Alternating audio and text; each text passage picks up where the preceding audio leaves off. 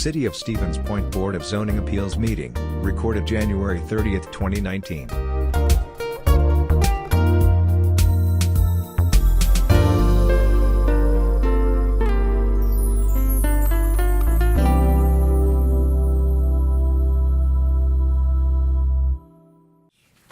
(2:30) on Wednesday, January 30th.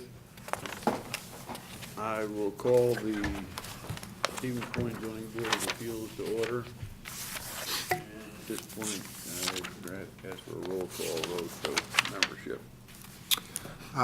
Weir, Present. Bowden, Present. Dockstader is excused. Shoelist is also excused. Adogba, Present. Markham, Present. Oliva. Present. So we do have a quorum with 5 members. I will note that both the alternates do have a vote today, given we have 2 absences. Second item on the agenda is a presentation by the city attorney covering the roles and duties of the zoning board of appeals. This was at the request of the mayor primarily, but also other members have asked for something of this sort. So I will turn it over to the city attorney, Andrew Beveridge. So first, I just want to say kind of what I'm not going to be discussing in this item here, which is the nitty-gritty legal details of zoning and variances and appeals and all that. That is, obviously you do have some statutory information copied in the packet here, but really those types of things I think are better left to being addressed in the context of specific requests. Obviously I could, if you'd like, teach a couple-hour, PowerPoint presentation, law school lesson on the nuances of Euclidean zoning. But what I want to address more is the underlying concept of what's referred to as a quasi-judicial proceeding in general. So when people are appointed to boards, whether it's public, private, nonprofit, et cetera, they typically, and through no particular fault of anyone, assume that it's something where they can base their decision on whatever they feel is appropriate. They take in some information, they mull it over, and they decide, here's what I think should be done in this situation. A body like this is a little bit different in the sense that you have to base decisions on the facts as presented, the evidence that's taken, and an application of a set of rules to that information. So it's more akin to a courtroom than a city council meeting.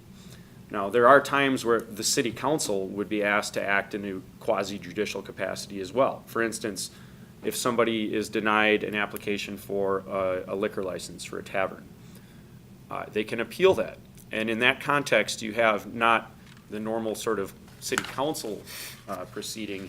Instead, you have usually 2 attorneys, one on behalf of the city, one on behalf of the liquor license applicant, who are calling witnesses and taking testimony, introducing documentary evidence, and ultimately, once they both rest their case, make some arguments, it gets handed over to the council to render a decision based upon a set of legal standards as applied to the evidence that was heard at the hearing. That's a lot different than whether, when they're looking at, whether or not to adopt a budget amendment for something. That's a discretionary action that they can just sort of decide based on any sort of preference they have one way or the other. So it's referred to as quasi-judicial because this isn't a court. You aren't judges. It's a little different than that. But essentially the same set of overall rules that apply to a courtroom apply here. Now, it's relaxed in certain senses. The rules of evidence aren't nearly as strict. You can kind of run those however you see fit. But ultimately, the decisions that are made by a body like the Board of Appeals, or similarly the Board of Review, if somebody's appealing a tax assessment, that has a whole litany of procedures as well, similar to this. But the decisions have to be made not on personal preference, not on an instinct not on the charisma of the applicant or whatever it is, but based upon looking at the standards that are written in the law, looking at the way the courts have interpreted those, and then looking at the evidence that was presented. Now, you do have a lot of discretion within that. Primarily, it starts off with, you're the ones hearing the evidence, and you can weigh that evidence however you see fit. You know, if a person who's testifying at the Board of Review makes a statement that asserts some sort of factual matter, you can weigh whether you think that that's credible or not. And, you know, sometimes it's very obvious, you know, this is the address of the property, these are the dimensions of it. That's not gonna be the kind of thing that you could really call into question. It's just, you get out a tape measure and you measure it. But if somebody is, for instance, describing a level of hardship and explaining circumstances, you know, financial or otherwise, you can apply to that testimony the weight you see fit based upon how credible you think that is, or how little or more corroborative evidence there is to support a statement of fact like that. Also, there are, within the standards that you are asked to apply to that, levels of discretion. You know, some of the words that are used within those standards are ultimately to be defined by common understanding of what a word might mean. And you can decide, you know, is this an unreasonable hardship? It's up to you to determine what unreasonable means.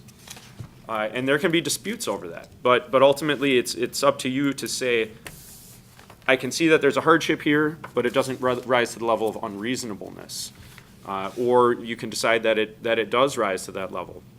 But the fundamental thing you need to be able to do is provide some justification for why you feel that way.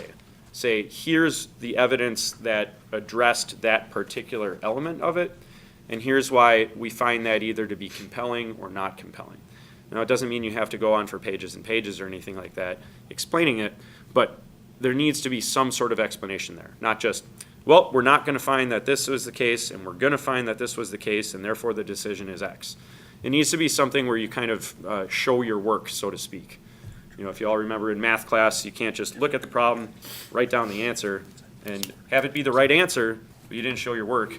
You'll lose credit for that. This type of thing works the same way, which actually jumps into a topic we've got later on here regarding the decision form. What I said at the very beginning about not getting into the details of the legal standards. In any given item that comes before this board, you're going to have an application from the person who's seeking a variance of whatever type, or who's contesting a determination by the zoning administrator. Presumptively, that's going to have their explanation and sort of argument for why they should be granted the relief they're seeking. That should have a level of detail about what the circumstances are. You're also going to have a report from the zoning administrator that lays out the standards and explains why the zoning administrator made that particular decision. And within that, you'll see references to the legal standards. You'll see references to the local zoning code.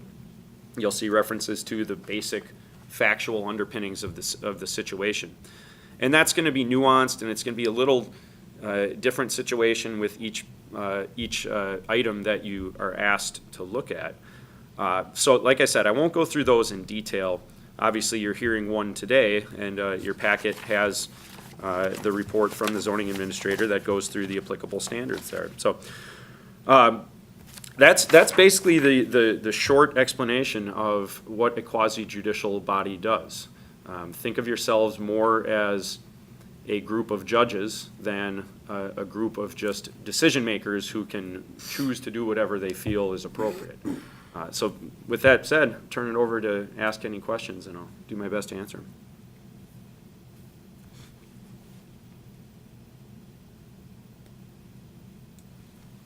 You must be a good explainer. Either that or a bad one. Sometimes you get no questions and you wonder, did I explain it well enough for everyone to Any know? decisions that we should come to do not affect the regulations, but merely that individual case. Well, I think that with regards to a variance,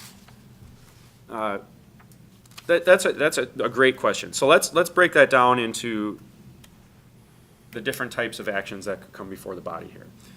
If you have a question before you about a variance, the chances of there being another piece of property in town that is identically circumstantial, it has the exact same parameters in place, are really bad. That's not likely to happen. In fact, if there are more than one or, quite a number of properties that are all subject to the exact same circumstances, it kind of leads you to think maybe that needs to be a section that's added to the zoning code to address properties that are, that have those type of parameters to them. Whereas, if you have an appeal on the basis of an interpretation of a word or phrase within the zoning code, then I think you probably stand a better chance of sort of setting precedent for this body. Now, does that set precedent in the way that an appeals court or the Supreme Court would set it in a way that it would become the rule of the land? Or the rule for that body going forward? That's probably a good question for somebody to write a law review article about. Can this body interpret a word or phrase in the zoning code one way here, and then the next time say, we think we got that wrong, and do it the other way? I think probably you could. That probably wouldn't be a very good way to do things. It probably would also be a very good moment for the Common Council to perhaps take a look at clarifying that part of the zoning code, because ultimately it is a body of legislation that is set by the legislative body, that being a council. So if there's something in there that's unclear or just dissatisfactory to a number of people who have properties that are subject to it, certainly that's the kind of thing where you could look at possibly amending it. And there's a rigorous process for amending the zoning code. But I think with regards to variances, it's just so unlikely that you would have to even worry about the precedent-setting aspect that it's probably not something that we need to really go into in depth. Well, you might want to touch also on. Can I ask a question or no? Just hold on.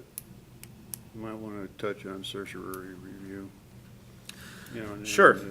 So, certiorari review is a phrase that refers to asking a court or an appeals court to review a decision on the basis of the record that's already been generated. So, for instance, if you had an action of this body and you asked a court to review that decision, the part of that request that makes it a request for certiorari review is that you would just take the record of the proceedings from here, hand it to the court and say, take a look at what happened here and determine whether or not that process was done in the right way. As opposed to going to that court, calling new witnesses, presenting new evidence, making new arguments. Now, specifically within the context of what the statutes provide for review of decisions by the Board of Appeals, it's kind of a hybrid version of that. So it says review can be done via certiorari. However, the court can also decide to take further evidence and or briefing from the parties. And essentially, what I would expect a court to do in a situation where there's a request for review filed is to look at it, become familiar with the situation on the basis of what's in that request from the party who's appealing the decision, and on that basis, determine whether or not to have further proceedings, further evidence taken. As opposed to, and this is probably for the listening audience, as opposed to any other committee within the city, where the common council reviews the actions and affirms those actions. With our situation with the zoning board of appeals, city council has nothing to do other than to confirm appointments to the board. That's correct. The city council does not have any role in reviewing the decisions of this body. Same as with the Board of Review for tax assessments. It would go direct from here to the circuit court in terms of the appeal process. Any other questions, comments from any members of the board? No? Mr. Actually- Borzella? Oh, Could I make one comment? Sure. My name is Lynn, and I just wanted to clarify that my understanding of the laws that the Board of Appeals applies to any application are obviously our local ordinance, obviously Wisconsin statutes as provided here, but also case law. So the precedent-setting cases in Wisconsin, so Wisconsin Supreme Court and published Court of Appeals decisions. And I know it's not easy to stay on top of all of those necessarily for board members, and that's why we provide summaries of those. Right, and federal courts as True. well, because Yes. ultimately we are talking about constitutional property rights. And a great amount of the content within the statutes for zoning in Wisconsin as well as elsewhere is tailored to create a system that is constitutional federally. Any other? Mr. Giorgello, you had a question? Well, mine was more of a historical question as to prior. Could you, boards, history. Frank, could you go to the podium and speak so we can get you on record? Thank you.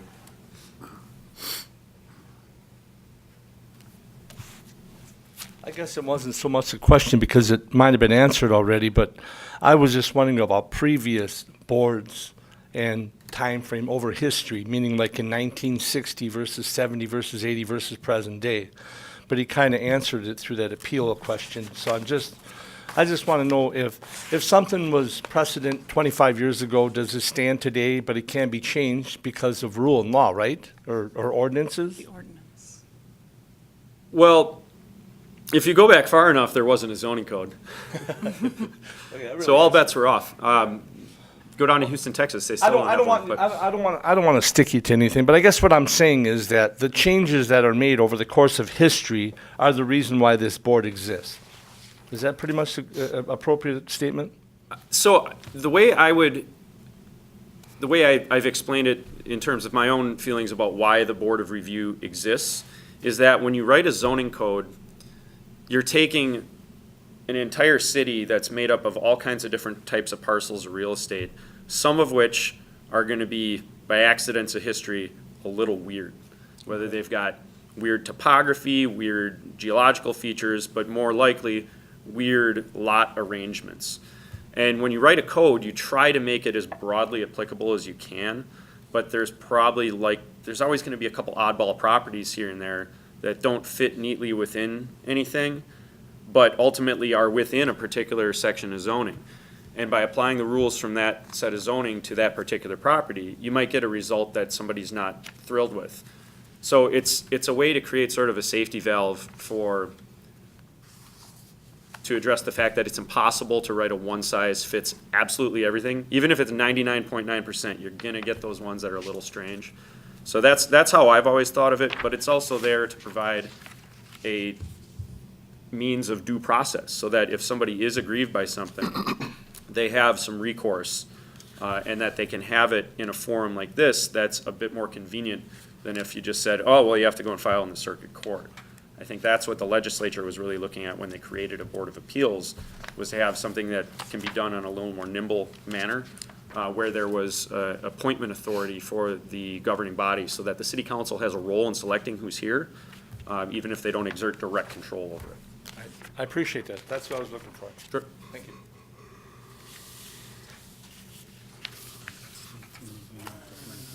Nothing further then?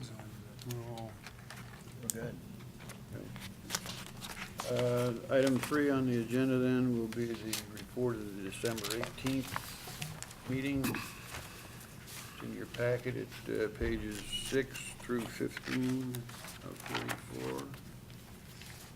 Are there any changes, amendments, or questions? The one thing I have, Kyle, and I addressed in that email, and I guess I didn't use my phrases correctly. Throughout this, there are like 37 times where individual board members are referred to as commissioner. We are not commissioners, we are board members or Mr. And today it'll be Miss. I would ask, would you rather be referred to as Mr. or board member?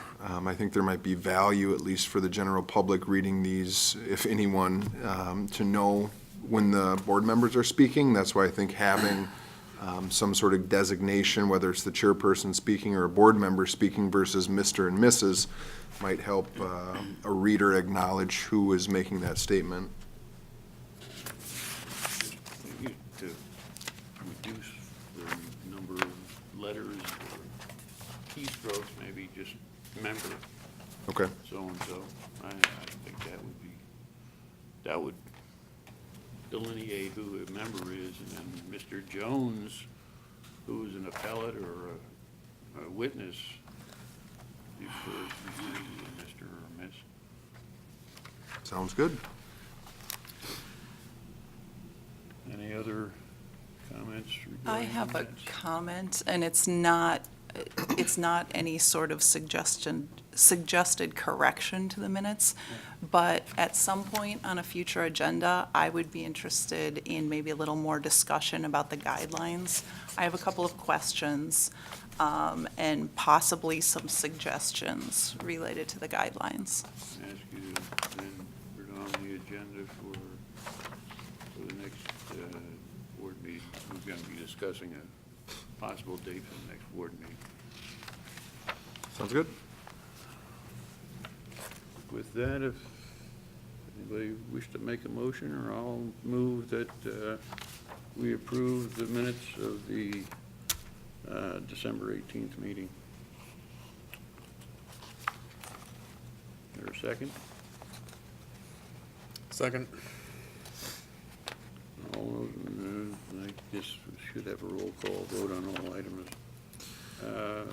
Roll call vote, please. Weir, Aye. Bowden, Aye. Dockstetter. I'm sorry, they're absent. Adogba, Aye. Markham, Aye. Oliva. I abstain. I was not at that meeting, so I have no way to know. Okay. All absent.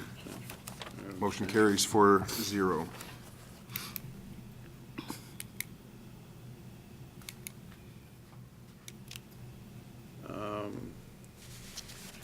Zoning Board of Appeals decision form. This will be page 16 through 24. We discussed some length in last meeting, and I will open it up for discussion. Who wants to?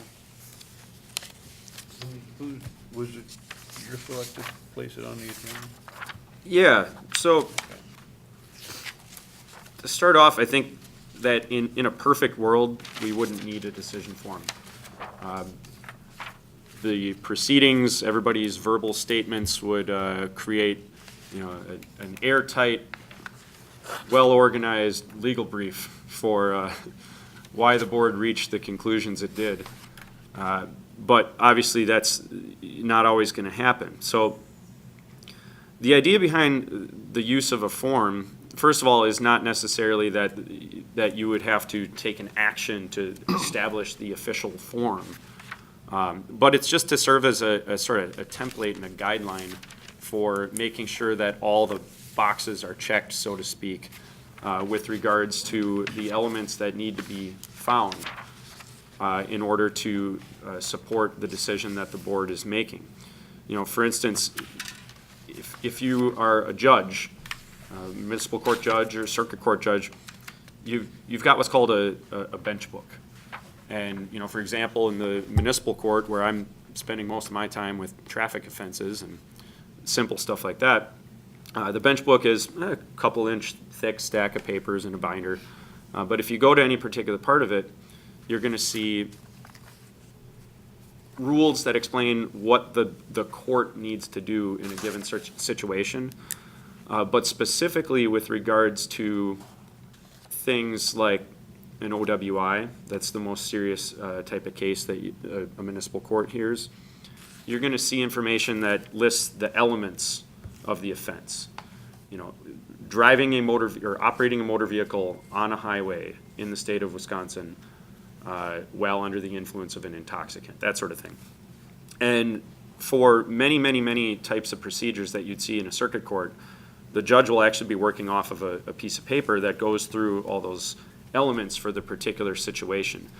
And it's not because the judges aren't well-versed in the law. It's that they have to handle so many different types of things. And if they somehow slipped up and missed one of the elements and rendered a decision without addressing it, it opens it up to appeal and clogs up the courts and wastes a lot of time and money for everybody. So those are used as a shortcut to making sure that the decisions that are made are legally sound. It's not to hamstring the discussion. It's not to shoehorn decision-making into any one corner or anything like that. And it's not meant to be a statement of the law or of the rules that you've adopted here. It's just a tool to ensure that the decisions that are made can stand up to legal scrutiny. So myself and Kyle and the chairman have had quite a few discussions about this subject here in the last 2 months or so. Obviously, you've got some examples there, and you can see that there are just, basic, first page, basic identifying info, the date, the identity of the person asking to be heard, what it is they're looking to have done, where the property is, what its use is, all that. And then based on the type of request, whether it's a request for an area variance versus a use variance versus an appeal about the definition or interpretation of the code, just some guidance as to how to provide a good answer and justification to that request. So I think basically what Kyle and I were looking for here today was just comments from anyone as to what you'd like to see in that, what you wouldn't like to see in it, and how to move forward in putting together something that you can use and be able to use easily.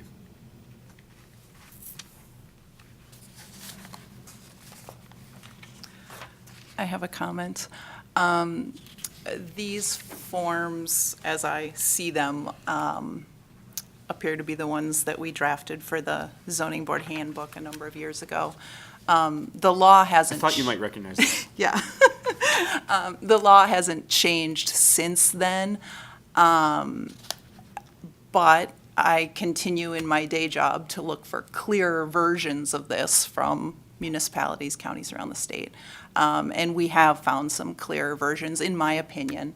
I would be happy to share those, as well as some of the forms that I see municipalities using that I think are quite helpful for the zoning board members also include a less than 1 page summary of the conclusions that the courts have found related to these variance standards. And I think that's a nice thing for zoning board members to have, and so I could include that as well. Certainly, obviously, we can talk outside the meeting Sure. and take a look at those. And that was, you mentioned some one-page forms. That and I recognized this form when I first saw it back several months ago, because I do have a copy of your handbook at home. My biggest problem with it, if you want to call it a problem or a concern, was the length. Right. It And started, you know, we started out talking about a 4-page form. And there are things on, as an example, on page 17, if you look at page 17, there's an explanation of what unnecessary hardship is. And I stated, and as a matter of fact, it's in their minutes, I believe, of last month's meeting, that if a person can't read the statute, the mayor probably should not have appointed that individual to this board. Because it's, you know, for all intents and purposes, it's almost verbatim right from the statute as far as unnecessary hardship. That's a full paragraph. Sure. So I think it could be made a fair amount shorter. There's a lot of repetition here in these pages. You know, some of the standards are hit 2 or 3 times. They're different examples, but we need to pick one that works for this board. Right. Yeah. And then, on page 18 is an example, unnecessary hardship, what was it? There's something in there. No, I can't find it now.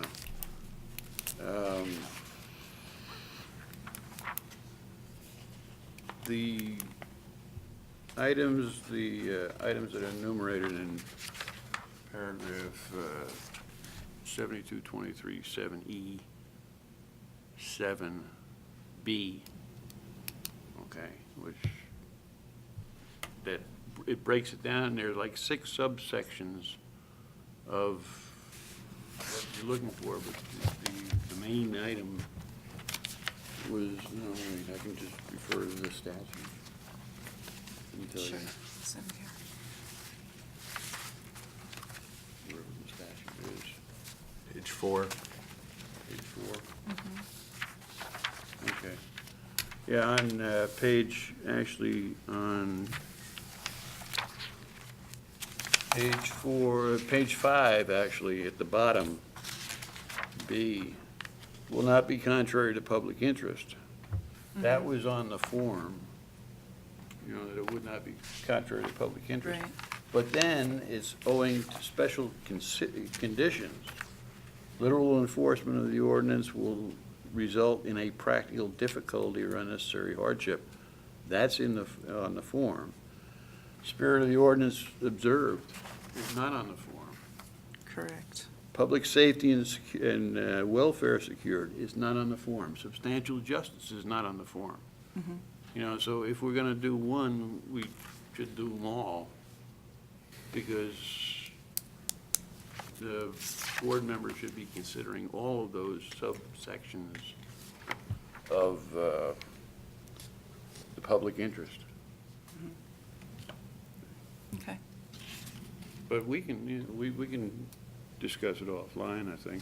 You know, with Lynn's expertise, I mean, I've been on the board for a while, but I certainly don't have the wealth of knowledge and research and so forth that you have, and the legal expertise of you know, that you have, and we can work out some form, I think.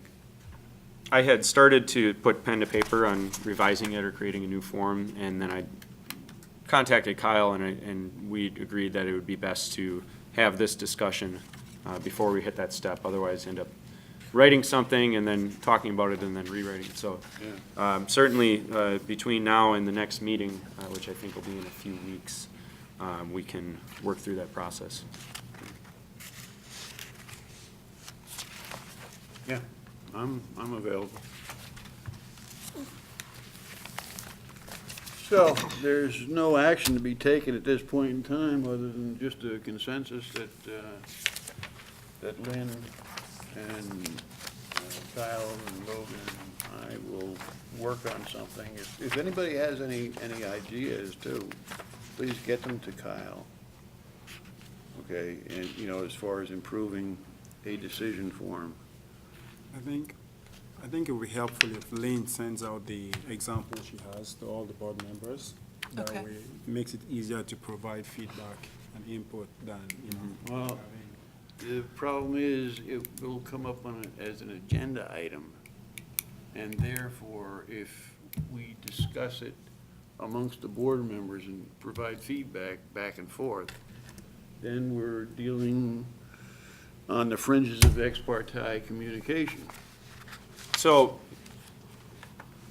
thank you for pointing that out. But definitely what you can do is send out those documents for everybody to look at. Yeah. Just as long as everybody doesn't start replying to it and starting a conversation.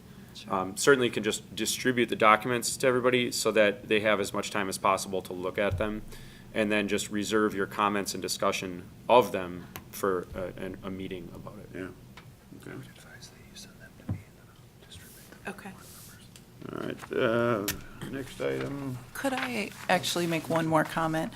It's not related to revising the form, but just why I think the form is a good idea. And that is, so we hold zoning board workshops around the state, and sometimes some of our presenters are the circuit court judges, since, as you pointed out, they're the ones who hear the appeals of BOA decisions. And what multiple circuit court judges have told participants in workshops is, make it easy for us. We have a lot on our plate. So rather than making us listen to whatever, 2 hours or whatever the length of the meeting is, and trying to figure out who said what and what your reasons are for each of the standards, just put it down in one place so that they can read it, see if they agree or disagree that that's good rationale, and be done. They said it's not that a judge won't agree with a board who doesn't have a written decision form. They can still agree with them, but it's a lot more work for the judge. If it's simple for the judge, they can, read through it, decide yes or no, and be done. They're more likely to agree with a board that fills out a written decision form because it's easy to follow. Right, and even if the board doesn't create a written decision itself, ultimately something in writing does have to be created. Because the timetable for filing an appeal is indexed to the filing of the decision in the office of the Board of Appeals, which the statute doesn't exactly say what that means. We've treated that in the past as being sort of memorandum of the decision gets drawn up by the zoning administrator after the board has acted, and then once that's created, the chair signs it, and that's the filing of it. So having something that's actually created, something in writing that's created by the board, I think makes it much more clear that that was the board's decision, not an interpretation of or audio recording made by somebody else. Bennett? Okay, next, so consensus is we'll work at it and hopefully come up with a final form next meeting. Request from Mr. Frank Trigella for variance from setback standards to construct an attached and covered structure at 925 Second Street. Mr. Trigella, if you want to come up to the table here, and then it'll be on the tape.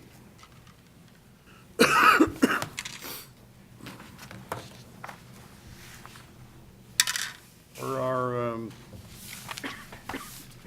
procedure,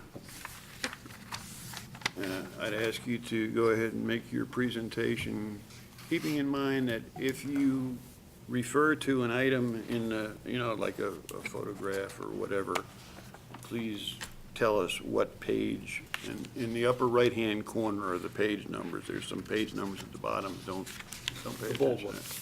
The bold one up on top. Just tell us which page you're referring to. Okay, well, I guess my presentation, I would start out on page 26.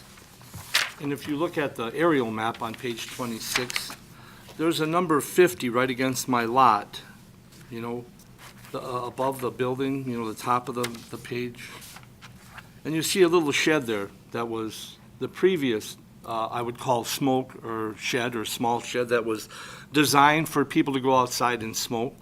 It was put in the parking lot, not when I ran the business, but at the previous, I leased the building out to someone who had this installed because people smoked and that was their way of getting people there. When my son leased the business from me in March, my decision was that I didn't like that shed because, number one, it was in the middle of the property. It created dark corners. It created a place, an element for people to do devious things, I believe. I don't think law enforcement liked it as well because their visual from Second Street was obstructed to the back of the property.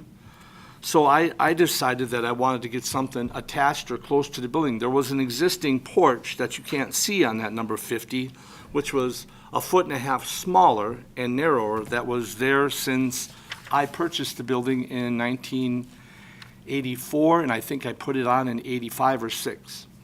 But that little porch is if you look on this map, on the next page, 27, the drawing I did, the furnace was put in on that building in about 1986 as well. I had it redone by Badger Heating, and that porch was right next to it where the back door is. My drawing is not accurate to scale, but it's pretty, the measurements are right, but I don't know if it's to scale when you look at the drawing, okay?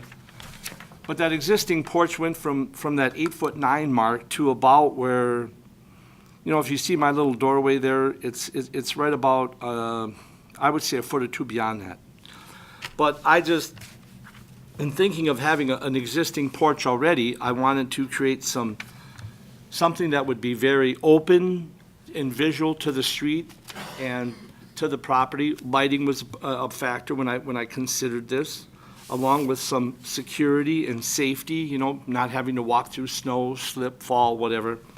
So I just wanted to make a smoking room attached, or a place where people could smoke attached to the building.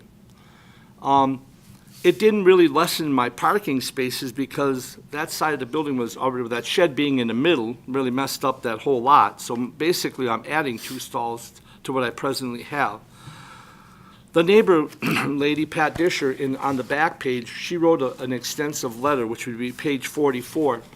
Many of the things that she talked about happened in the first 2 years of me being in business. And she states in here that I didn't want to do anything to resolve that problem. That wasn't true. I had suggested putting in pillars or a guardrail along the building, or she has a very narrow driveway to begin with. And for snow and so on and so forth, I recommended that she opens it to her building. Then that way she would have a way to get in there, not have to plow down a narrow little fence line. She since has put posts in, you know, which, you know, I mean, it's her prerogative, it's her property. She can do as she chooses, and I didn't object to that.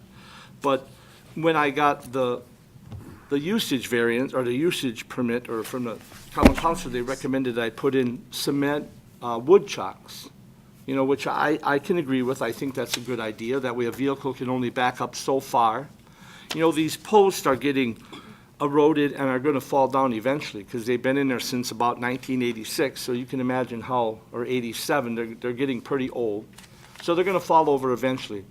So I would very much be in favor of putting in cement wheel chucks along the border and along the building, so that would be more secure. But I think it makes it more clean.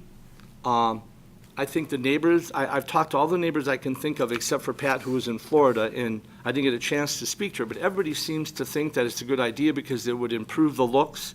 It would beautify the site for people coming into downtown, and vice versa. I think it's safe and secure.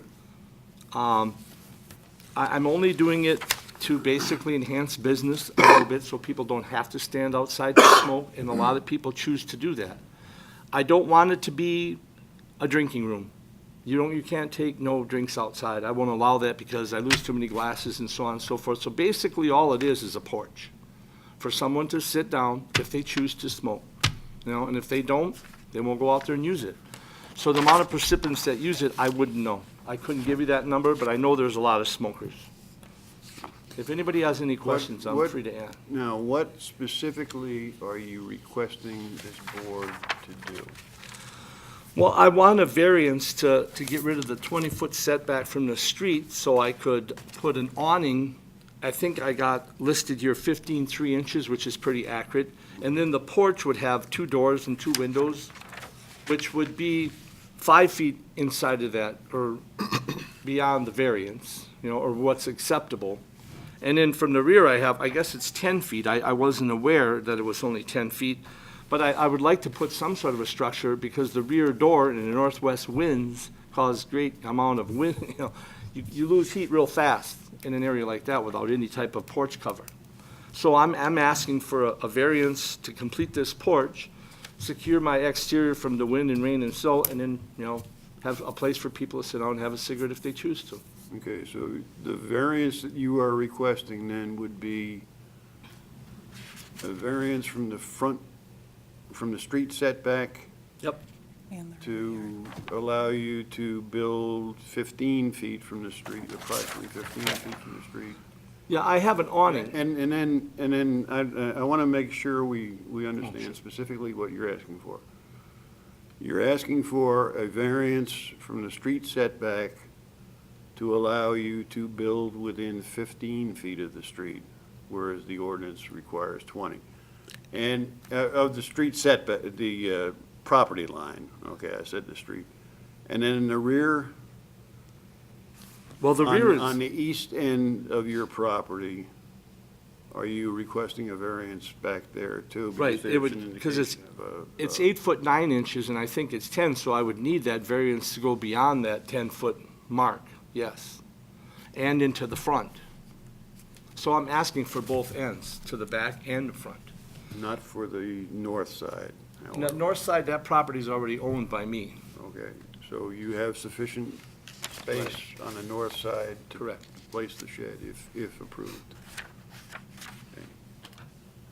Okay. Can I ask Yes, now, there's no requirement at all, he can put up an awning, there's no problem with that, correct?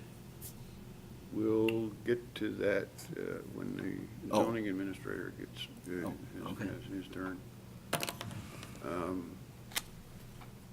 Are there any other questions from any of the board members? No? Do you have any witnesses other than yourself? Well, my wife and son are here, but no, the person that was building it, his vehicle doesn't start, so he was gonna come and talk a little bit, but he can't make it, so I'm pretty much, All right, then, do you have any questions, Kyle, of the applicant? I do not have any, Don't have any? but I can say that he's been very well to work with. We've discussed this a few times via email and over the phone and in the office, because there have been 2 steps to the process for him to get this approval, which I can go through a little bit further when I'm allowed to Okay. testify here. You mentioned, Mr. Warzella, that, Jujella, sorry, that you purchased the property in 84, 84. okay.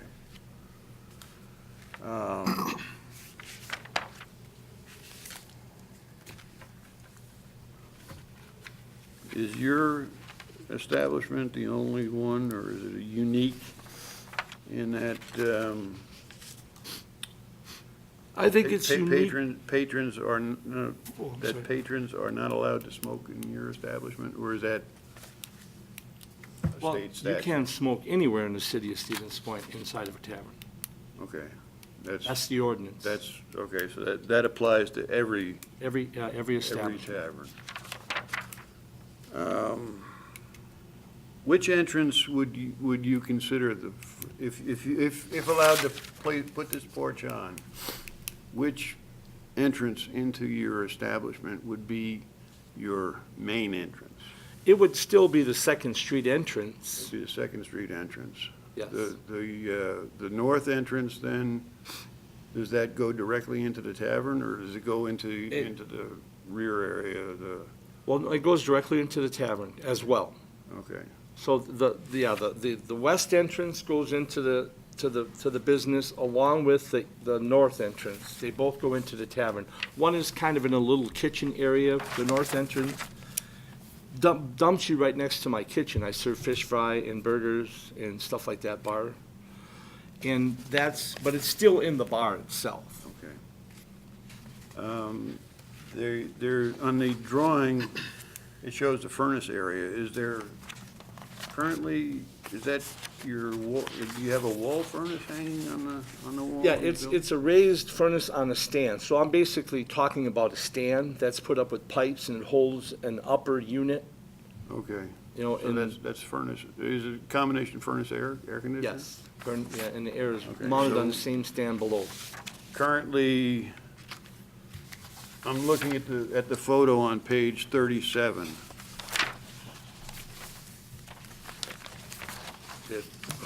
Okay, and that's the furnace unit that's on the, above, on the, Yeah, it's on your upper left as you're looking Upper at that left, picture. It's okay. the gray thing, and then that stand runs right down to the cement. so 'Cause- you have not framed out the furnace area that you've depicted on the? Nope.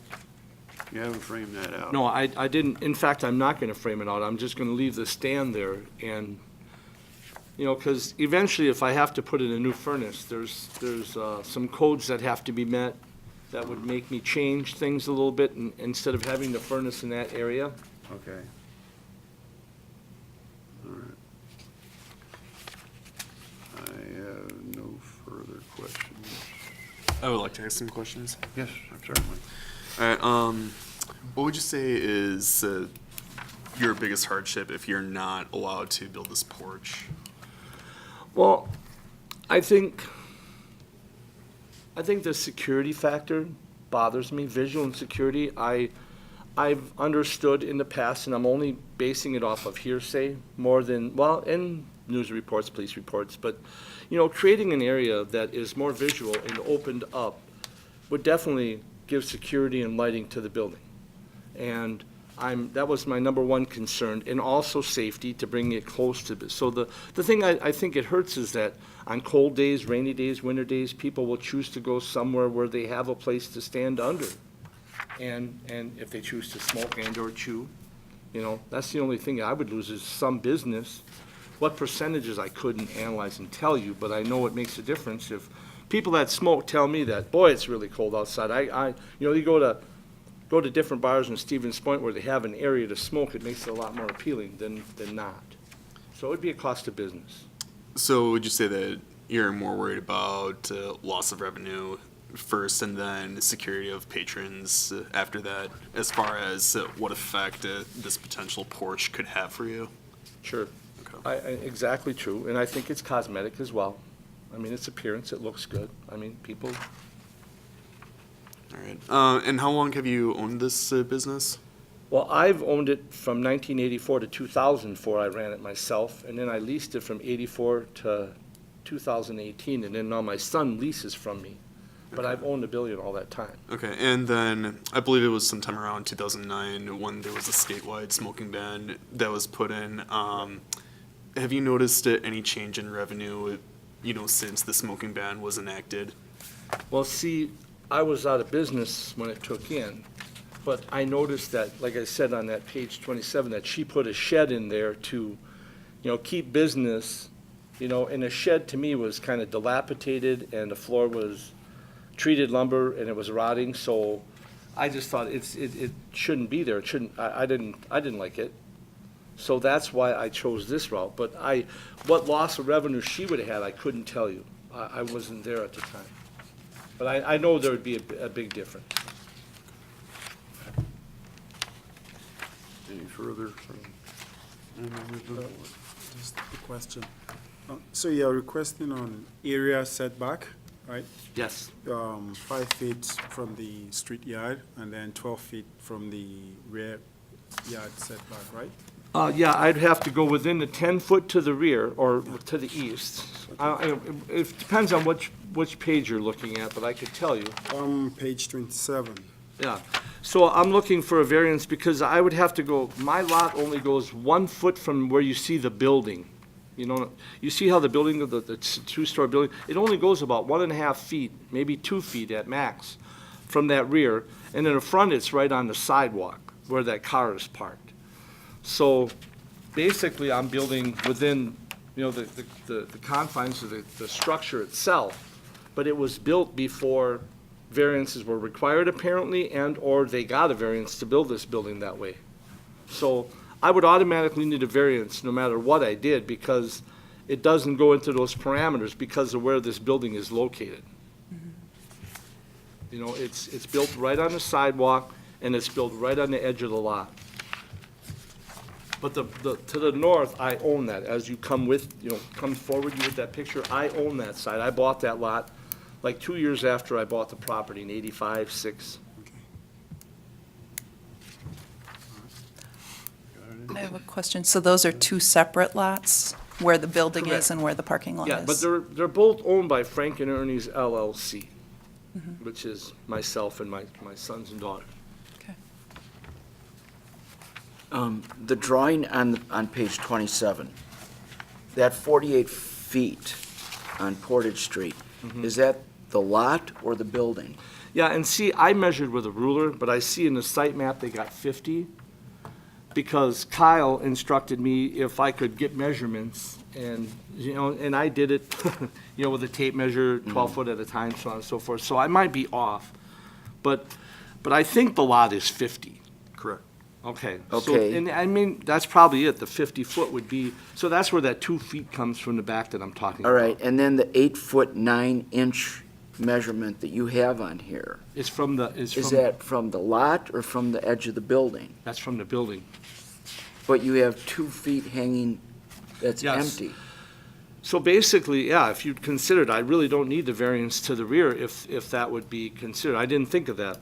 No, you pointed it You out. have to be back 10 feet from the line, Correct. then with the 2 feet, you're actually 10 feet 9 inches. I would say that'd be correct. But I'm not guessing. I don't know that for sure.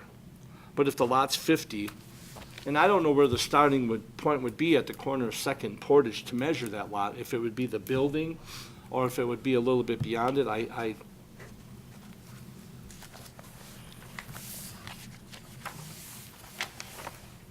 And I'll note that on the property sheet,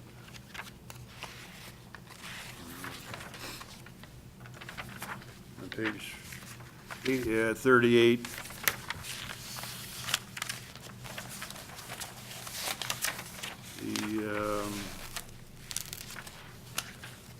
this is the It says assessor's 50. property sheet. Lists the property is, the 50. lot is 46 by 50. It's a 50-foot lot. There is no CSM, a certified survey map indicated in the legal description therefore. But I would believe that the building is probably 50 feet east to west, The building, the building. so it's going And all the the lot way. is 50 feet. Okay. That would be my guess, because when these buildings were constructed, they used They up went- as much space yeah. as they could. Okay. The building was constructed in 25. The zoning code didn't come, the current zoning code didn't come in until 79. Any further questions for Mr. Tugela? No? And your excuse, sir, you can, there may be some questions later, but we'll wait until we get into deliberation. Mr. Kearns. Thank you, Mr. Chairman. Chair, whatever. So, what was that? You have it. Okay. So you have my staff report in front of you, and I'll likely summarize here without walking through every single analysis. But before I do so, I do want to mention again about the process. Because taverns are a conditional use within all zoning districts, a conditional use permit was required for the expansion to occur. The applicant did apply for that conditional use permit and was granted it last month, and it has been attached to this packet. There are a number of conditions that the Common Council recommended to approve as conditions of approval on that conditional use. But again, that conditional use has been approved for the expansion of the tavern. Secondly, I want to note, and if the body wants to apply this to the record, there was an email received today from the neighbor, Pat Disher. You also received an email as part of the packet that she submitted previously. but I can certainly enter this email into the record. It's basically summarizing that she, again, if the applicant installs a barrier that, such as a guardrail, she would be okay with the expansion. Again, this is the property owner directly north of the two properties in question. So again, in my summary, we found this to be the standards of review somewhat met. Specifically, we found that a hardship does not exist, nor a physical limitation on the property, other than maybe something that the applicant has created with again him constructing the structure prior to receiving these necessary approvals, and then thus creating a hardship out of that. However, we did find that, again, based on the neighbor's comments, based on the conditional use permit, that it may be in the public interest and/or it may not cause harm to the public interest, as I do feel like it could certainly improve security on the property. With that being said, with only that condition or standard being met, in staff's opinion, we would recommend not approving the variance. I'll also note that the property can be utilized without granting of the variance. It's been a tavern for decades, or mixed use, I should say, because there are apartments above, and it could continue to operate as such. So there are additional uses that could occur on the property. In addition, there could be expansions that occur on the property that meet the setbacks, whether that's an awning over the door or, an expansion that meets the setbacks. I'm not sure if the door would have to be relocated or not, but those additions, those expansions can occur meeting the setback standards within the zoning code. So with that being said, again, staff would recommend denial of the variance. The last thing I want to note is the last section of the staff report, is that for other properties, residential in particular, single and two-family, the zoning code has a mechanism that allows for densely, existing properties that have been densely constructed and thus are considered non-conforming either due to lot size or due to setbacks, size of the structure, things of that nature. And that mechanism is the traditional neighborhood overlay district.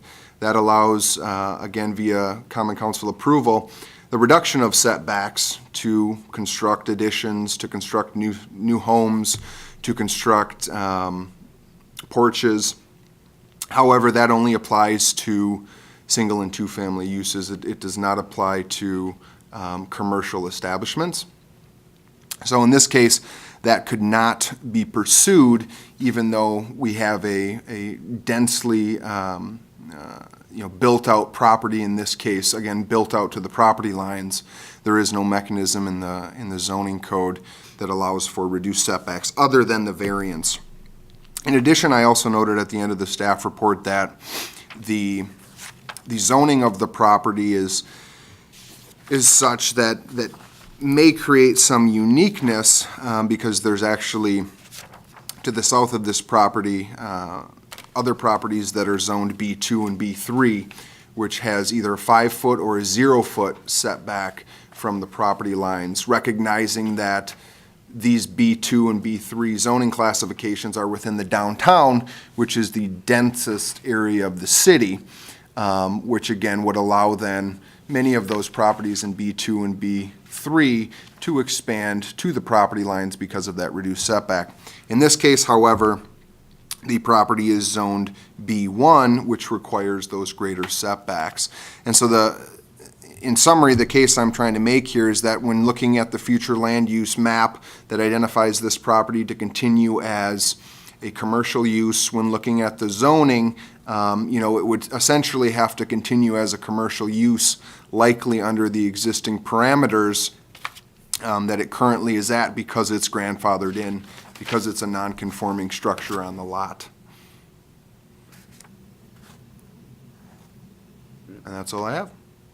Do you have any questions of the zoning administrator's testimony?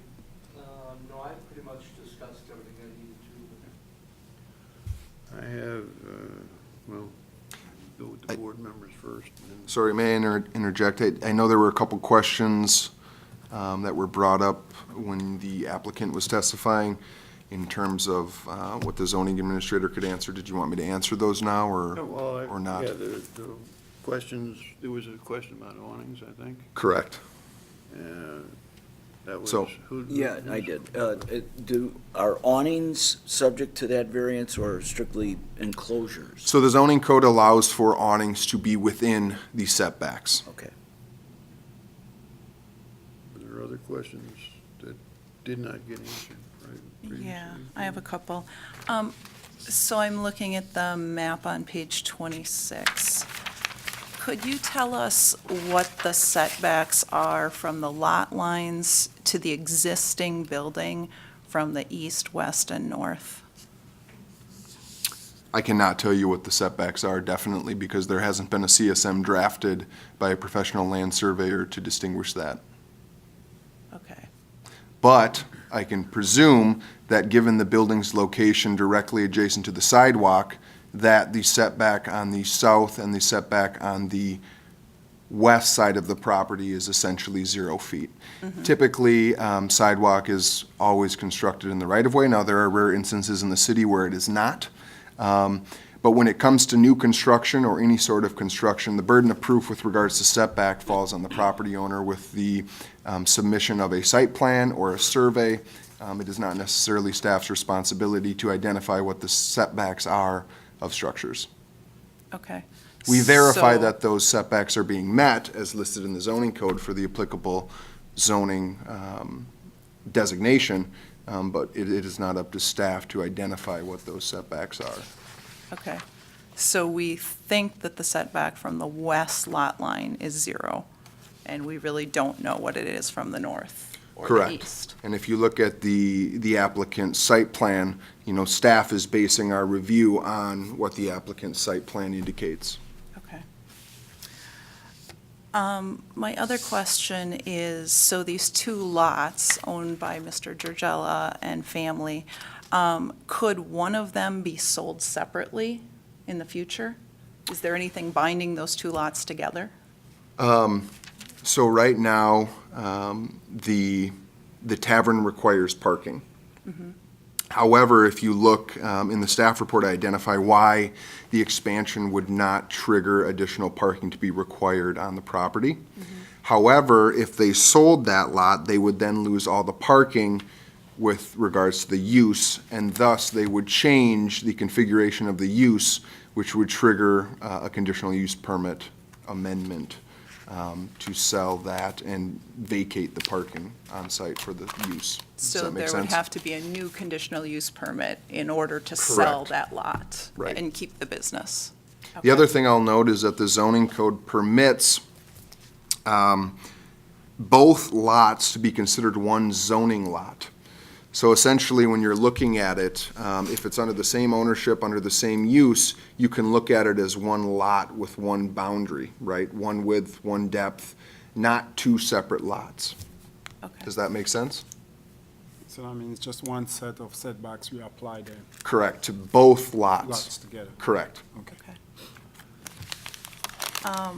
My other question was, you talked about some of the business districts, I think you said to the south of this property, that are in different business districts, and one of them had a 0-foot setback. Which district is that?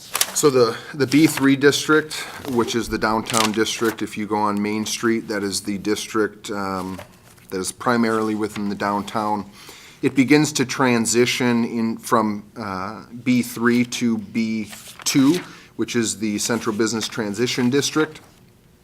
The B2 district requires a street setback of 5 feet, but a side yard of 0 feet, 10 feet if it abuts a residence, and a rear yard setback of 10 feet. Okay. So again, in regards to my comments at the end of the staff report, a rezoning could certainly be requested by the applicant, which would potentially reduce some of the setbacks required within the zoning code. However, there are a separate set of rezoning standards that would have to be reviewed through a separate body, through Plan Commission and Common Council. And I do not know if that would meet the intent of what the applicant is trying to do in this case.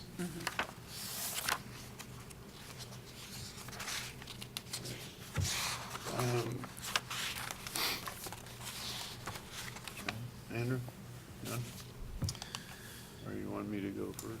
Go ahead. Regarding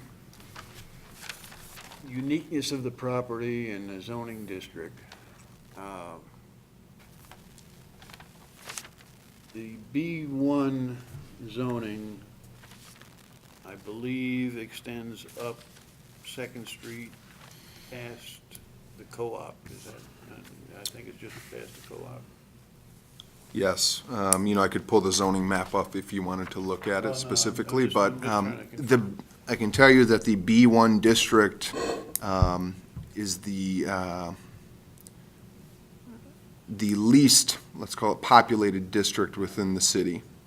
Out of all of the 12, I think, zoning districts we have, there are very few properties that are zoned B1.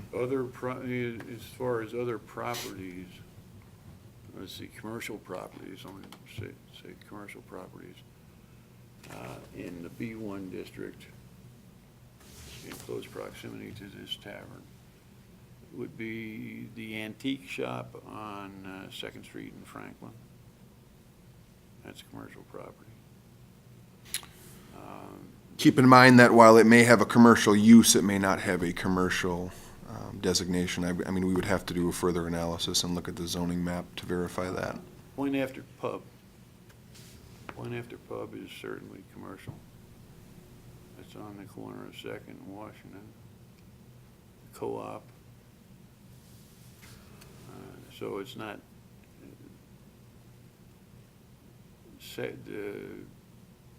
Point After Pub, do they have a conditional use permit? I do not know off the top of my head. Okay, but they don't have I know that they haven't had a variance, in my experience with the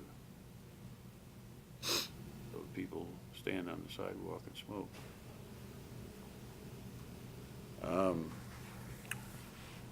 Okay.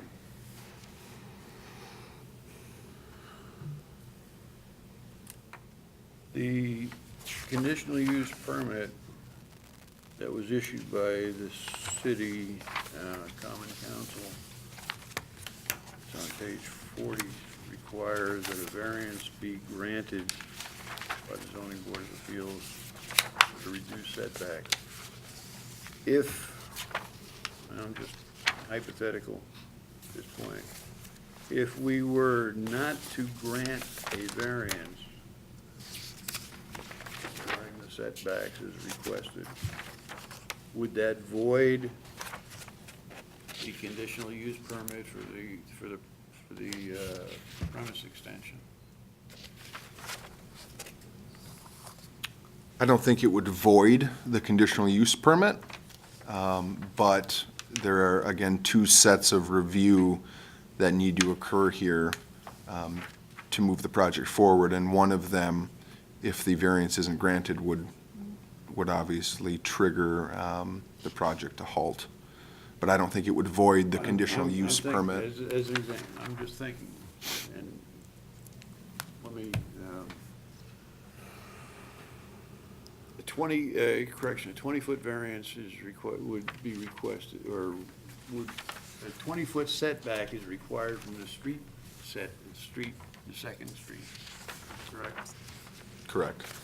What is the setback requirement for the east end of that property, the back end of the property? The east end would be considered the rear yard and would require a 20-foot rear yard setback. Or a 20-foot, Correct. okay. Because there was stated, someone stated something about 5 foot. That would leave 10 feet in the middle.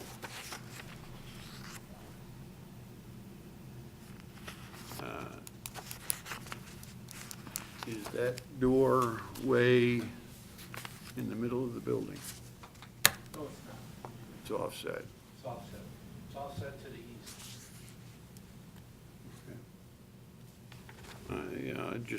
I'm looking for possible resolution here.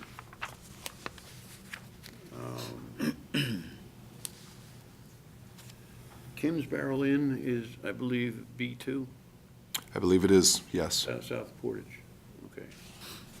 Directly across the street from this establishment. And you mentioned that there is a 5-foot setback, however, a street setback for a B2. 10-foot rear setback. Correct. 0-foot side yard, or 10 0-foot feet if it side abuts a yard. residence. So conceivably, if the property were rezoned to B2, it wouldn't be spot zoning because it would be contiguous to B2 anyway. One property north of what is currently B2. So again, there's a separate set of standards regarding rezonings, and so I can't confirm that a rezoning request would get approved or not. Right. But I'm saying there is a potential that he could do the construction that he's requesting, if it were rezoned. I'm just looking for alternatives.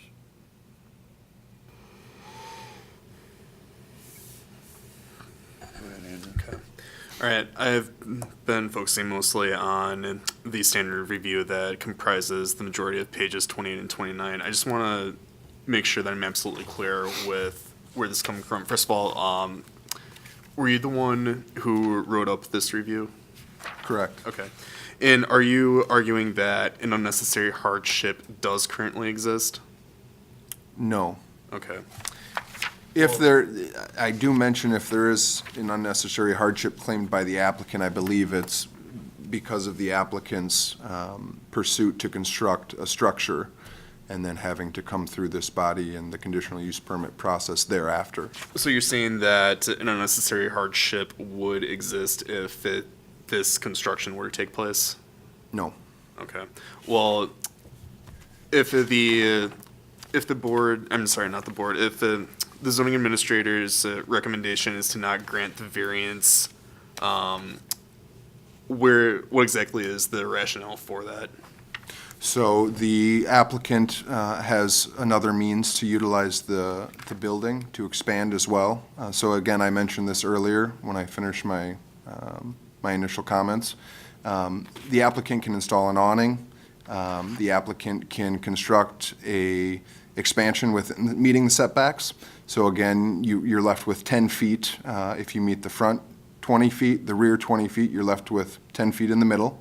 While the door might not be in the middle, as I initially mentioned as well, the property owner could relocate the door and accommodate the existing setbacks. Thus, I do not find a hardship to be present. That's the primary reason.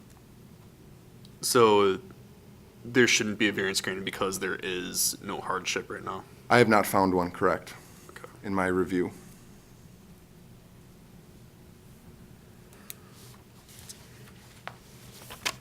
Any questions?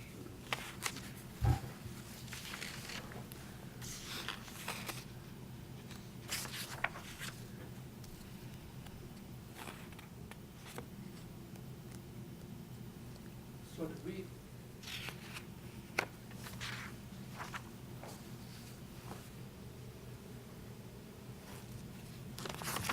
So did we determine that the setback to the east is 20 feet and not 10? It is 20 feet, correct? So it's 20 feet from the rear and 20 feet from the road. And Correct, it's a 48-foot building, so I have an 8-foot opening. correct. And the door presently is inside of that variance. It appears such, yes. So you want me to tear out my door, brick and mortar? I don't want you to do anything. You're requesting to do something that I've responded to and made a recommendation based on my job as the city's zoning administrator. Okay, I guess I'll just wait it out. Any further questions of the zoning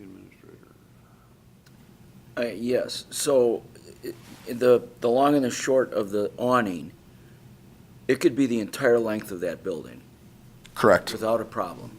correct. Could be lit. Yep. I'll close the testimony, bring it back to the board for deliberation, at which point only the board members will participate. If board members have any clarification that they think they still require, board members may ask those questions of the applicant or the zoning administrator. Can I make a comment? When I responded to Mr. Georgella that I didn't want him to do anything, it was said inaccurately. It's not that I don't want him to do anything, it's that I don't have an opinion as to whether or not he does something That's correct. with the project. That's the way I see it. Okay, thank you. I just wanted to clarify the record. So, board members, what are your thoughts? We can just talk about consensus right now, or?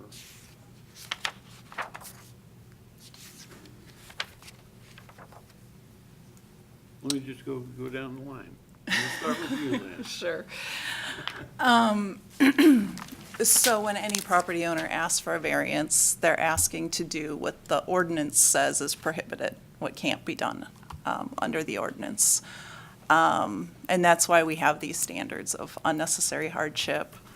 There has to be unique property limitations and no harm to the public interest. And all three of them have to be met by the applicant in order to receive a variance. When I look at this and the definition of unnecessary hardship, I see that the property owner has a use of the property as it is now, as a business, as it's zoned as well. So they have a permitted use of the property, which is one of the, if they didn't have a permitted use of the property, then that would be an unnecessary hardship. But he has that, or they have that. The other question is following the zoning ordinance as it's written unnecessarily burdensome? We have a Wisconsin Supreme Court case from Wisconsin, or from Waukesha County, I should say. It's called Snyder, that it went to Supreme Court, and they said, is living without a porch that a property owner wants, a porch that's built into a setback, is that unnecessarily burdensome, living without that porch? It was actually in some ways similar in that the porch was partway built before it came before the board.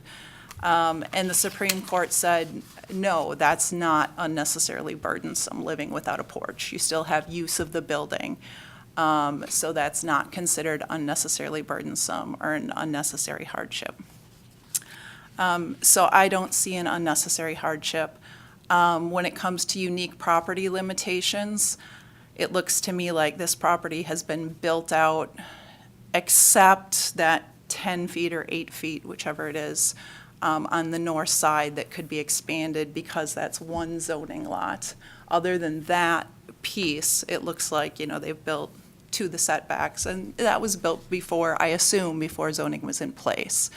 But to allow further expansion where it wouldn't be allowed if you were building a new structure, while the BOA doesn't set legal precedent, if you give it to one property owner, future property owners, other property owners in the community expect something similar. In terms of harm to the public, I don't see that adding this on would cause harm to the public. So those are my thoughts, that it doesn't meet the first two it probably meets the third.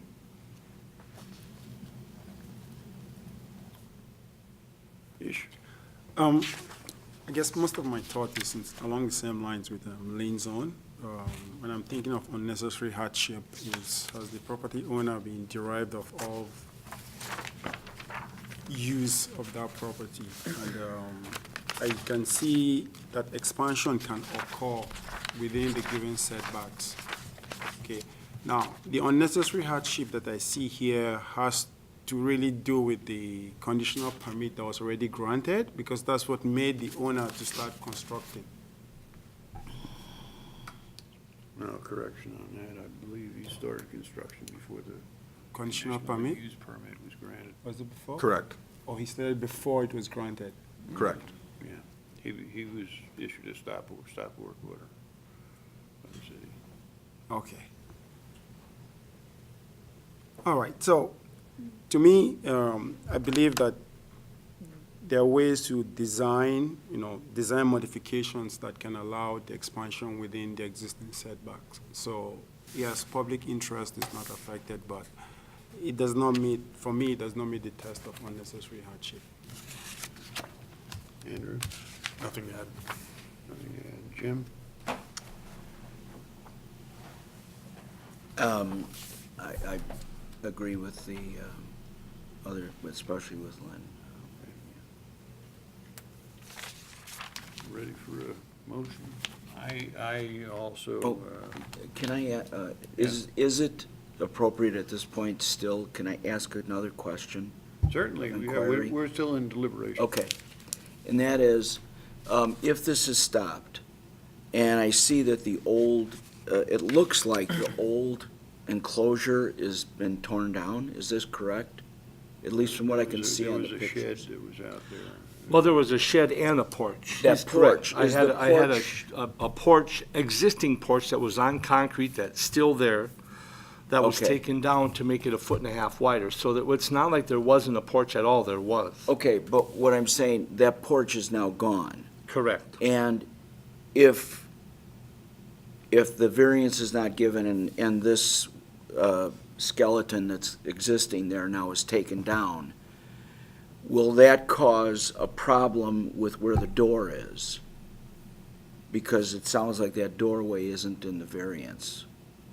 Or it's in the wrong spot. And that should not create a problem, right?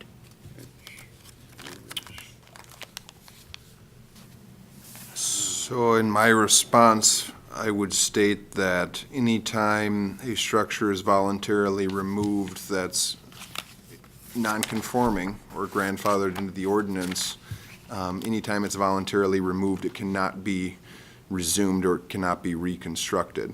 Sure. If it's an act of God, wind or fire, it can be reconstructed to the same size, the same location, the same configuration.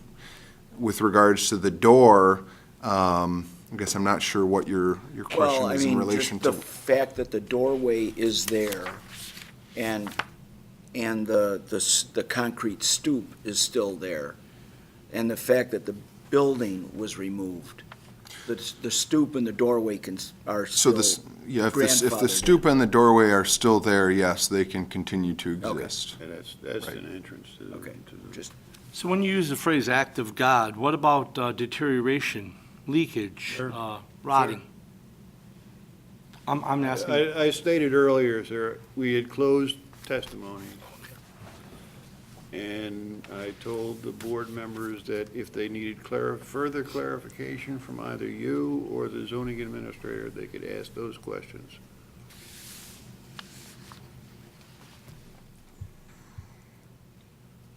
So, did you have anything further, Jim? no, the hardship, were brought up about smokers having to go outside. That's not a hardship, that's their decision, Yeah, well, and it's common to all taverns. all taverns, right? It's- So I'm ready for a motion, if anyone has a motion, I would make a motion to deny for the reasons I stated earlier. for the reasons stated earlier. I'll second. Jim will second it. Any discussion on the motion? We understand that the motion is to deny the variance request for the reasons stated by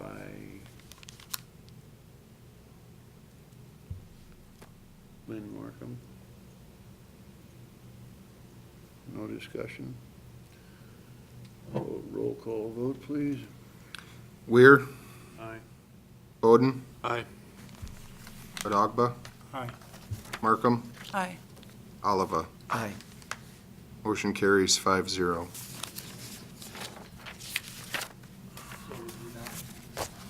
It has been denied, sir, yes.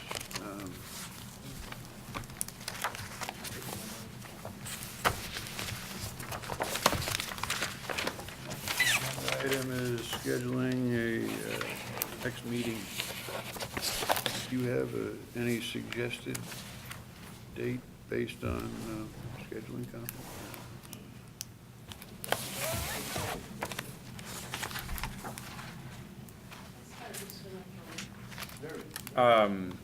Kyle, I guess I'm not really sure what we were intending to do with. So basically, I wanted to set a regular meeting time for this body, monthly. If we can establish that date, that time that works best for all the members, if we just don't have any application, we would just cancel the meeting. But I know it's become very difficult in past months to hone in on a meeting date. So rather than trying every month, working with every board member, working with every applicant, if we have a set time and date like we do with every other standing committee with common council, I think if there's no agenda items pertaining to this board, we just would not hold a meeting and then cancel the regular meeting. But I put this on there because I want to know of your availability, whether you think that's a good idea, whether you still want to call them as necessary, or establish an affirmative time and date once a month.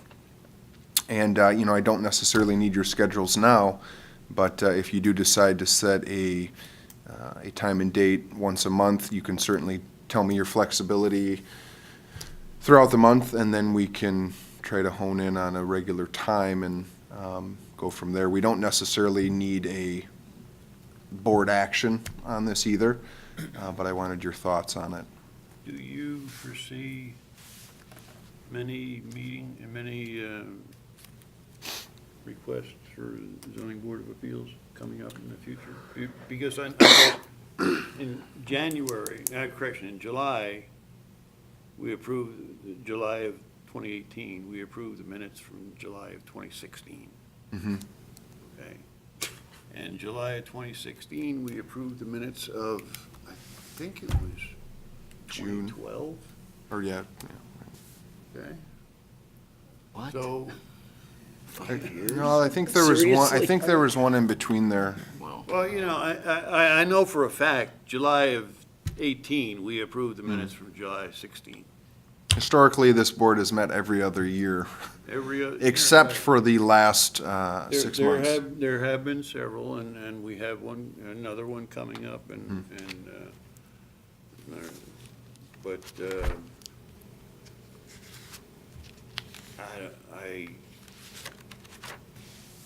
I don't know whether it would be advantageous to try to schedule, a monthly meeting based on the availability of the 7 people that have been appointed to the board right now, and have the next meeting come up in a year and a half. Sure. you know, Understood. Because our schedule is gonna change. Mhm.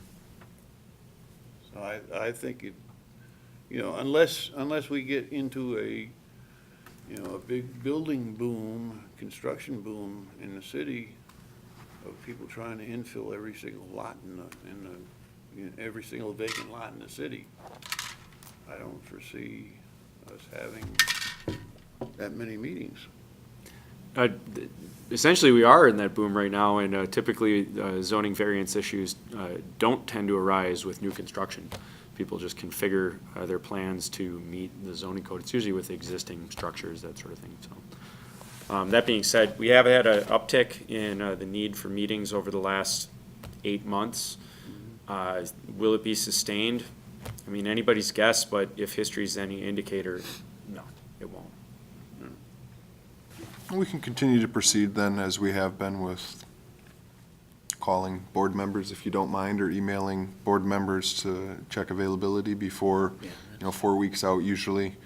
And it takes about a week to confirm, then we'll notify you, and then you can expect, 2 weeks before the agenda then goes out. But we'll continue to do so as such. The next meeting, do we have an idea of when it might be? I'm expecting in a couple weeks. The conference call I mentioned I was on was with the other attorney that I need to talk to about that. I think we had emails going around as to what availability everyone had, but a comment she made as I literally had to race out of my office is something I need to follow up with her on. So very, very soon we'll have all that information. I guess I'll speak to Allison too. Okay. No further items on the agenda, then we are adjourned Thank you all. at 4:06.